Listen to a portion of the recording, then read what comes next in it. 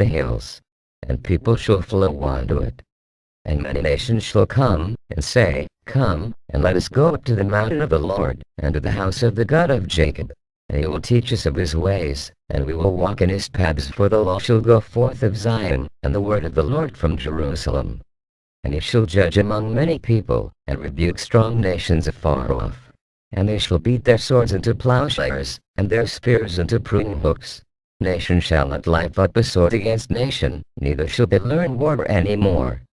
But they shall sit every man under his vine and under his fig tree, and none shall make them afraid. For the month of the Lord of hosts back spoken it. Micah 4, 1-4. Earthly rulers, as we have heretofore stated, the great Jubilee cycles due to begin in 1925. At that time the earthly phase of the kingdom shall be recognized. The Apostle Paul in the 11th chapter of Hebrews names a long list of faithful men who died before the crucifixion of the Lord and before the beginning of the church.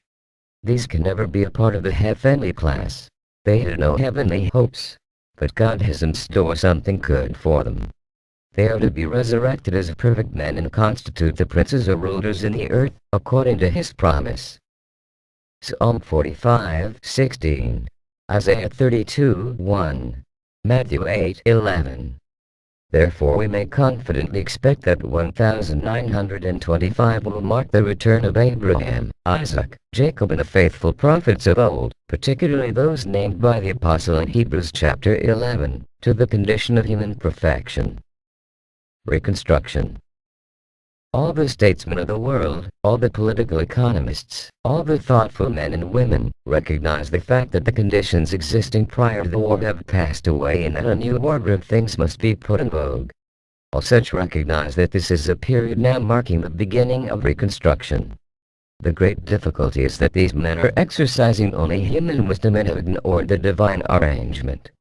We are indeed at the time of Reconstruction, the reconstruction not only of a few things, but of all things. The reconstruction will not consist of patching up old and broken down systems and forms and arrangements, but the establishment of a new and righteous one under the great ruler Christ Jesus, the Prince of Peace. The Apostle Peter of Pentecost, speaking under divine inspiration, and referring to the time, said, Times of refreshing shall come from the presence of the Lord. And he shall send Jesus Christ, which before was preached unto you, whom the heaven must receive retain until the times of restitution of all things, which God hath spoken by the mouth of all his holy prophets since the world began. Act 3, 19-21. Based upon the arguments heretofore set forth, then, that the old order of things, the old world, is ending and is therefore passing away, and that the new order is coming in, and that 1925 shall mark the resurrection of the faithful worthies of old and the beginning of Reconstruction, it is reasonable to conclude that millions of people now on the earth will be still on the earth in 1925. Then, based upon the promises set forth in the divine word, we must reach the positive and indisputable conclusion that millions now living will never die.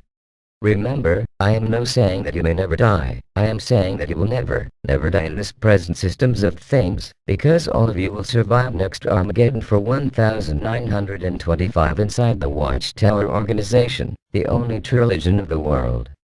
Therefore, be on the watch, the end is near.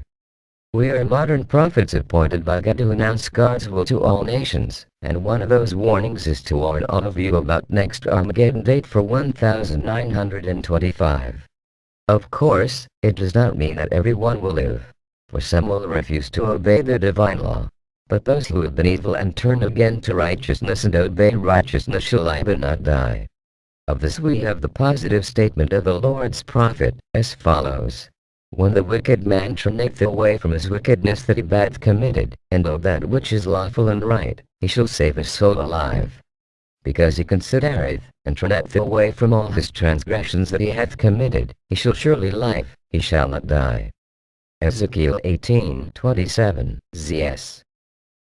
To end, I want to emphasize again that based upon the promises set forth in the divine word, we must reach the positive and indisputable conclusion that millions now living will never die.